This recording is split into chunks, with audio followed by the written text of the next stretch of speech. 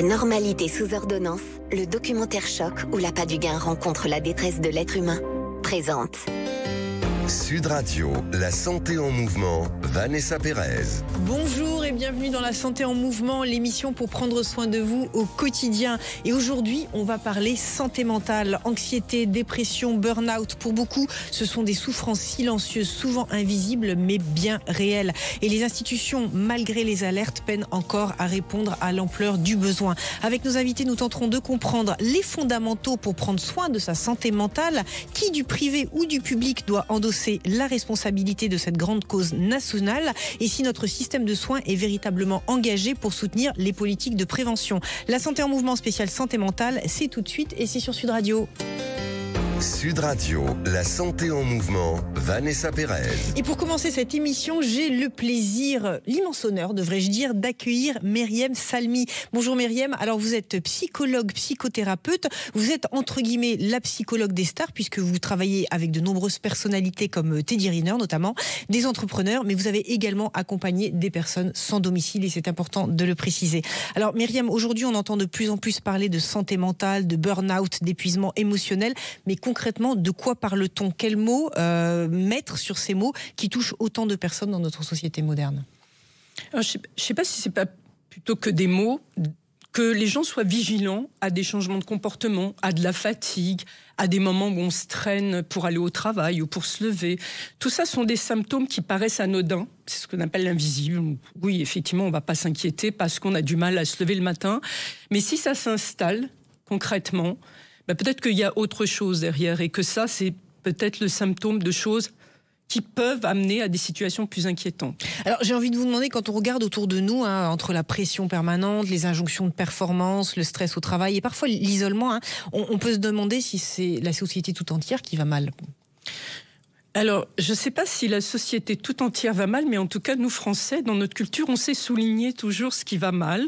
Alors, c'est vrai qu'il y a des choses qui vont mal, mais il y a aussi des choses qui vont bien. Et je pense que ce qui participe aussi au mal-être, c'est de nous amener et de nous attirer que vers les choses qui vont mal. Et je pense que, concrètement, c'est important aussi pour permettre un équilibre, de voir qu'il y a des choses aussi qui vont bien. Je ne suis pas... Souvent, on nous prend pour des gens assez naïfs quand on parle comme ça. C'est vrai que dans notre culture française, être érudit, c'est souligner ce qui va pas bien, avoir un langage un peu torturé. Oui, voilà, c'est vrai que les informations mettent la loupe sur des choses assez anxiogènes. On a un bain sonore quand on écoute les actualités dès le matin, qui est quand même un petit peu délétère. Peut-être avoir quelque chose de plus positif, ça contribuerait justement à aller mieux. Tout simplement. Je pense que ce mot positif, moi aussi je l'aime bien, mais il n'y a même pas besoin de positiver. Je pense qu'il y a des choses qui vont bien, ce qui ne veut pas dire qu'on ne veut pas s'occuper des choses qui ne vont pas bien. J'ai bien travaillé dans la rue auprès des premiers malades du sida. Enfin voilà, je sais que la réalité existe, mais je pense qu'il faut arriver à souligner ça. Alors Myriam, qui sont les personnes, alors pas leur identité, mais qui viennent vous voir, de quoi elles vous parlent et quelles sont leurs problématiques, on va dire? Alors j'ai la chance d'avoir un public très varié avec des gens qui viennent de partout. Ça peut être effectivement des chefs d'entreprise, des entrepreneurs, des artistes, des médecins, des avocats, enfin tout type de gens, ce qui est quand même une richesse pour moi au quotidien. Et ils viennent pour des raisons diverses. Alors évidemment, il y en a qui viennent parce qu'ils ont détecté leur mal-être. Mais il y en a qui ne l'ont pas détecté et qui vont venir pour, par exemple, une question de conflit au travail, de situations particulières dans leur couple ou dans leur famille. Et dans le fond, on va détecter des choses qui sont inscrites depuis un moment. Et c'est ce que vous disiez tout à l'heure sur l'invisible. En fait, ce n'est pas invisible, c'est parce qu'on n'a pas les connaissances pour détecter. Et donc, mon travail, c'est de rendre visible en donnant en premier lieu des connaissances. Alors quelque part, il y a un combat qui est le vôtre et une approche que vous dénoncez. Il ne suffit pas de lire des livres de développement personnel, d'écouter des conférences, il faut agir. Et l'action, pour vous, est le premier moteur pour aller mieux. Oui, parce qu'on a longtemps fait croire qu'il y avait même des livres qui pouvaient changer la vie des gens. Alors la lecture, je n'ai rien... C'est quelque chose de passionnant, enrichissant, ça nous fait voyager, ça nous inspire, ça nous booste. Enfin, c'est pas moi qui suis une fervente lectrice qui vais dire que la lecture ne sert à rien, mais il faut faire attention de ne pas tomber dans cette image assez réductrice et qui fait, et c'est ça moi qui m'embête, le fait que ces messages passent dans la société ne me dérange pas en soi, c'est parce qu'elles vont induire des comportements et des agissements qui concrètement vont empêcher les gens d'aller mieux. Ça veut dire que si on considère que c'est en lisant uniquement qu'on va se sortir de situations difficiles, contraignantes, angoissantes, là, ça devient inquiétant. Là, on n'est pas dans le réel. Là, on n'est pas dans le concret. Non, c'est pas suffisant. Alors justement, quelqu'un qui vient vous voir, qui ne va pas très bien, c'est quoi un petit peu le protocole? Dites-nous un peu les coulisses, sans rien révéler bien sûr de Nati, mais dans quel processus vous l'invitez pour l'aider à reprendre un petit peu, à se réancrer, on va dire, et à aller mieux? Alors dans un premier temps, évidemment, on passe par, déjà, avant l'écoute, c'est l'observation. Je regarde comment les gens arrivent, comment ils se présentent. Tout ça, c'est des datas, on dirait. Oui. Aussi, c'est la même chose. Donc, je vais écouter ce qu'ils me disent et on va traduire. La psychologie, le psychologue, c'est un interprète du comportement. Donc, on va traduire et transmettre surtout à l'autre ce que veut dire un certain nombre de comportements qu'il évoque, de situations qu'il évoque. Je sais pas, j'arrive, j'ai un problème de couple, je suis aussi thérapeute de couple, thérapeute familiale. Eh bien, on va voir ce que ça traduit concrètement. Pour chacun, c'est différent. Donc, il faut que je rentre dans cette intimité et qui me confie un certain nombre d'éléments que je vais recueillir. Et avec ça, on va produire ensemble, construire une action qui va permettre de sortir de là. Alors évidemment, l'action, elle n'arrive pas tout de suite parce qu'il faut quand même s'épaissir d'un certain nombre d'analyses, de compréhension. Et puis même, il faut beaucoup de courage pour passer à l'action. Parce que l'action, ça veut dire le changement. Et le changement, parfois, ça peut être aussi angoissant. Donc, on accompagne tout ça. Ça prend effectivement un peu de temps. Bon, il faut éviter que ça dure 20 ans. Bon, mais ça prend quand même un peu de temps. Il n'y a pas de « j'aimerais bien », mais dans mon cabinet, ce que je dis souvent, j'aimerais bien, mais je ne suis pas Merlin l'Enchanteur. Je ne sais pas faire de miracle. Donc, c'est un travail qui est laborieux, qui est fastidieux, qui est parfois même ennuyeux, mais qui paye. C'est une collaboration. Myriam, on a le sentiment, alors peut-être toujours aussi par le prisme des médias, qu'on valorise beaucoup dans notre société les victimes, les gens qui ont été malades, les gens qui souffrent de violence. Alors c'est très très bien de le dénoncer et c'est très important, loin de moi cette idée. Néanmoins, est-ce que c'est culturel chez nous de ne vivre qu'avec effectivement ce fardeau pour définir notre identité, ou alors on pourrait se positionner en champion quelque part et être sur l'autre versant des étapes de la vie? J'aime bien ça. Alors effectivement, je pense que c'est important qu'on parle des victimes, qu'on souligne plein d'événements de vie qui peuvent marquer des humains et pour lesquels on n'a pas prêté attention jusqu'à maintenant. Donc ça, c'est bien, mais parfois, il peut y avoir effectivement des excès. C'est très triste de rester dans une identité de victime parce que ça veut dire qu'on est responsable de rien de sa vie et qu'on ne peut pas construire parce que on finit par produire une vie qui s'adresse aux autres. En fait, il y a plus on n'est plus acteur de sa vie. Et effectivement, les champions ne sont pas que dans le sport. Et se servir de ces images de champions pour se dire, voilà, j'ai vécu une défaite, j'ai rencontré un moment difficile, même si je voudrais pas paraître indécente, évidemment. Une défaite ou une blessure d'un sportif, ce n'est pas la même chose que d'être victime d'agression et de harcèlement, etc., et d'inceste. Mais l'idée, le procès psychologique, ça doit être, voilà, je me relève, je me bats. C'est comme un boxeur qui a pris un KO. Et vous savez pourquoi un boxeur prend un KO? C'est parce qu'il n'a pas anticipé, parce qu'il a été surpris. Une victime se retrouve dans la surprise parce qu'elle s'y attend pas, elle n'est pas préparée à vivre ce moment-là. Mais une fois qu'on l'a vécu, si cette expérience nous permet de développer des compétences, je souhaite à personne d'être une victime dans sa vie, mais une fois qu'on y est, développer des compétences pour se relever comme le fait le boxeur qui est à terre et qui vient de prendre le KO. Ça, c'est ce que je souhaite à tous les gens qui traversent ces moments douloureux. Vous accompagnez des grands sportifs, et on peut le nommer Teddy Riner notamment, sans trahir de secret médical même, on peut le dire ainsi. C'est quoi la leçon de vie qu'on pourrait s'appliquer au quotidien ? Je pense que les champions ne sont pas que dans le monde sportif, bien sûr. C'est parce qu'on l'utilise principalement dans le monde sportif. Mais pour moi, être un champion, c'est pas seulement avoir des médailles. C'est une manière d'être, de vivre, de penser, de respirer, de manger. C'est une manière de se respecter, de dire c'est possible, je suis capable de faire ça. Je vais me faire aider aussi, comme les champions se font aider. Ils ont des staffs autour d'eux.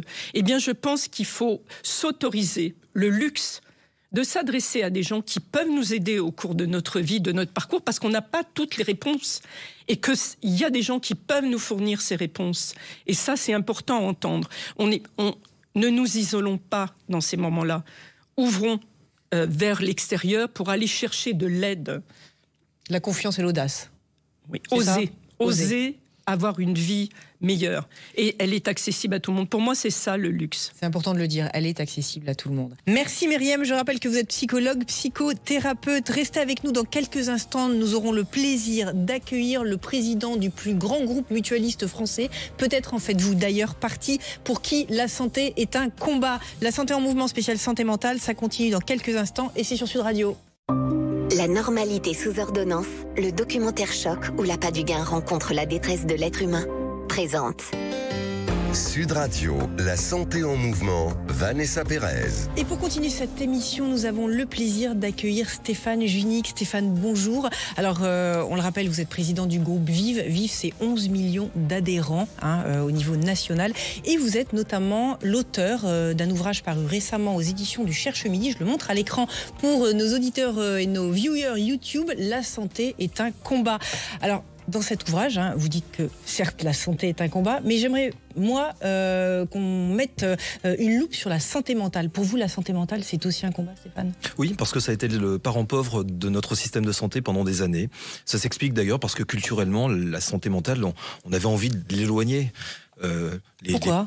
Parce que les troubles psychiques, les sujets de dépression, la manière de concevoir au fond des réalités un peu noires dans la vie du quotidien, tout ça, on a envie de les écarter. Donc il y a une stigmatisation de tous ces sujets qui sont encore culturellement ancrés dans notre société. On est aussi sur des métiers qui n'étaient pas suffisamment valorisés. C'est-à-dire on résume santé mentale et psychiatrie. Vanessa, vous savez, quand le titre de psychologue a été reconnu officiellement dans notre pays, 1985. C'est-à-dire, ça fait 40 ans que le titre de psychologue est officiellement reconnu dans notre pays. Ça en dit long parce que, en fait, on a souvent considéré que c'était pas une vraie spécialité de prise en charge. On considérait que c'était un sujet des sciences humaines.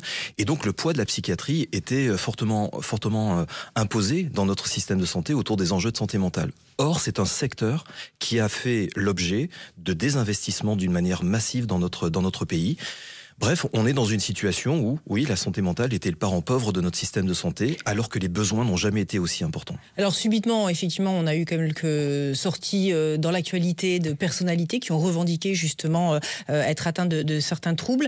Et ce fut l'ambition de notre ex-premier ministre. Où en est-on aujourd'hui entre les effets d'annonce, le bruit que l'on peut faire autour et les véritables actions concrètes ?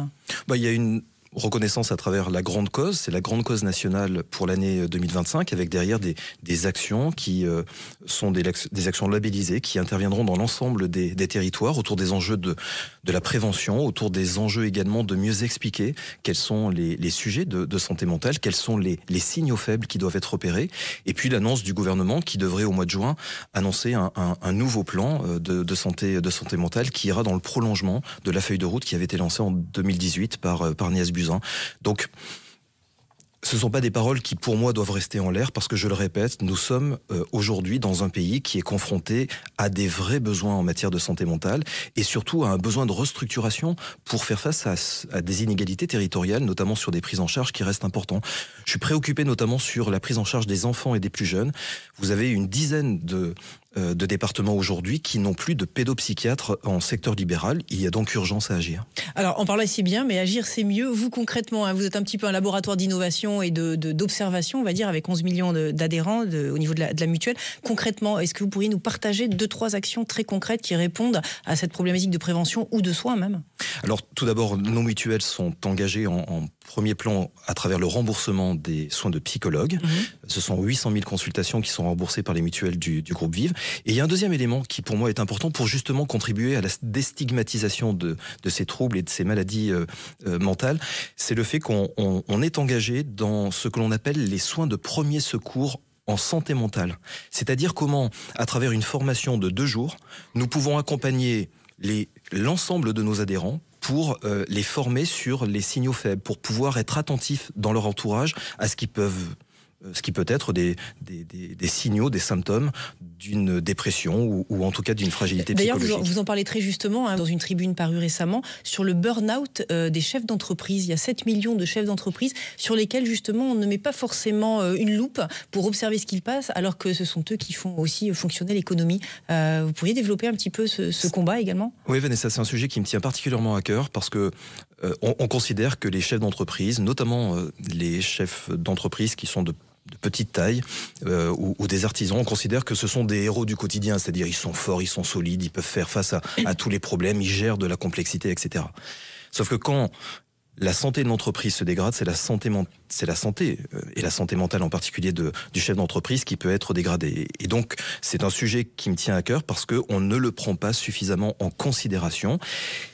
Il y a des initiatives qui sont portées, je pense notamment par des tribunaux de commerce qui font face notamment à des situations de reprise ou en tout cas de dégradation de certaines entreprises, donc qui sont attentifs à voir des chefs d'entreprise et donc à suivre leur état de santé à l'occasion de ces entretiens qui sont engagés dans les tribunaux de commerce. Mais vous n'avez pas le sentiment que la société génère ses propres démons avec cette demande de performance, ces notifications permanentes, ce manque de soutien? La société est de plus en plus dure aujourd'hui, donc on parle de prévention, on parle de curation. Où est-ce qu'il faut mettre le curseur aujourd'hui? Je pense que de deux manières. D'abord, vous avez raison, la société, elle est dure. Hein. Elle est dure, elle est aujourd'hui... elle met chacun et chacune dans des situations de pression, et pas simplement d'ailleurs pour les adultes, mais également pour les plus jeunes. Et donc, le fait qu'on puisse agir sur les déterminants de santé, c'est-à-dire la question de l'amélioration de la qualité de vie au quotidien, le sujet de la relation aux écrans, la question également de la santé au travail, bref, comment on agit sur les déterminants de santé pour permettre à ce que cette pression elle soit beaucoup plus importante, c'est en effet les enjeux de la santé de demain. Moins être sur le curatif, mais davantage investir sur le préventif. C'est pour moi un élément qui est précieux, bien sûr sur les enjeux de santé mentale, mais également sur d'autres sujets de santé. Alors, vous pointez du doigt l'investissement sur le préventif. Alors, on parle beaucoup d'un système de soins, notre sécurité sociale, qui est sous tension. Est-ce que vous pensez qu'elle est en mesure d'appréhender ce changement de paradigme, ou alors il faut vraiment reformater profondément ce système? Non, la culture de prévention dans notre pays, elle est très très faible. Donc il est important de pouvoir investir davantage et donc changer de braquet, c'est-à-dire faire en sorte que notre modèle de protection sociale puisse davantage prendre en charge en amont des problèmes de santé les sujets d'action sur les déterminants, c'est-à-dire comment j'agis sur des déterminants que sont l'alimentation, le sport, la qualité de vie, bref, de pouvoir davantage investir sur ces déterminants pour permettre à ce que les problèmes de santé n'interviennent pas.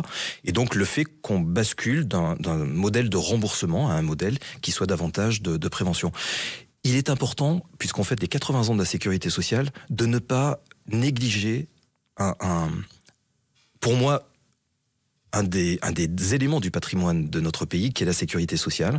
Je le dis parce qu'on est sur un modèle de santé qui, certes, a encore des inégalités, qui a des progrès à faire pour prendre en charge, on parlait sur la santé mentale, pour prendre en charge de nouveaux besoins, mais on est sur un modèle de santé qui aujourd'hui est extrêmement protecteur. Les remboursements de soins qui sont effectués par les mutuelles et par la sécurité sociale permettent à ce que le reste à charge dans notre pays soit le plus réduit possible. Nous avons une recherche médicale qui est parmi les meilleures du monde, et je souhaite insister sur un point, c'est que également quand il y a des pathologies qui sont des pathologies lourdes, les traitements coûteux dans notre pays sont pris en charge quasiment intégralement. Une dialyse, c'est chaque année 80 000 € pour un patient qui est dialysé. 80 000 €.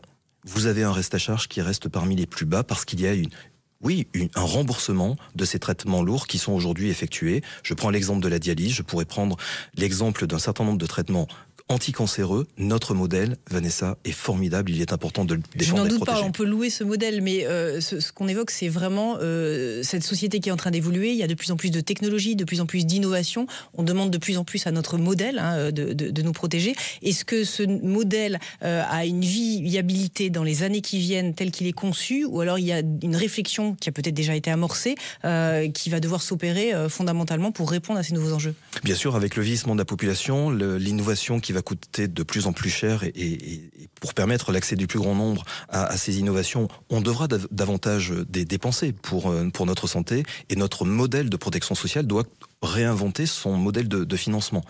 Mais je veux insister sur le fait que probablement demain, qu'en agissant sur la prévention, mais également en remboursant ce qui relève aujourd'hui des services et de l'accompagnement, on permettra à vos auditeurs, à vos téléspectateurs, de pouvoir être davantage pris en charge dans la qualité de vie et surtout dans une santé qui soit davantage améliorée autour des enjeux de l'accompagnement et du vieillissement. Alors Stéphane, on parle de la sécurité sociale, mais certains dénoncent néanmoins une privatisation rampante du système de santé. Que répondez-vous à ceux qui craignent quelque part une santé à deux vitesses ? Il est important en tout cas qu'on n'écarte pas cette réalité. C'est-à-dire que cette santé à deux vitesses, elle existe aujourd'hui dans notre pays. Vous avez un nombre important de Français qui vivent dans un désert sanitaire. Les inégalités territoriales existent d'une manière forte. On le voit, il y a dans un certain nombre d'établissements, je pense notamment d'EHPAD, des coûts qui deviennent des coûts prohibitifs pour un certain nombre de familles. Donc ce qui est important, c'est de ne pas écarter le sujet d'une réalité qui pourrait exister aujourd'hui pour un certain nombre de Français, d'une santé à deux vitesses. Mais je veux insister, la privatisation de la sécurité sociale et de notre système de santé n'est pas une réalité et un débat. Et c'est la raison pour laquelle je défends dans le livre, notamment le modèle mutualiste, qui est un modèle non lucratif, qui n'a pas vocation à être dans une logique de financiarisation, mais bien de pouvoir redistribuer la cotisation qui est aujourd'hui apportée par nos adhérents aux mutuelles pour permettre à ce que leur santé soit beaucoup plus forte et que la protection sociale puisse prolonger la solidarité nationale de la Sécu. Stéphane, pour conclure, on va s'appuyer sur votre livre, La santé est un combat, je le rappelle. Si vous aviez un combat, un seul et unique dans les mois qui viennent par rapport à notre santé? Dans les mois qui viennent, le sujet de la fin de vie est pour moi un sujet prioritaire. 50% des personnes qui auraient besoin de soins palliatifs ne peuvent pas bénéficier de cet accompagnement.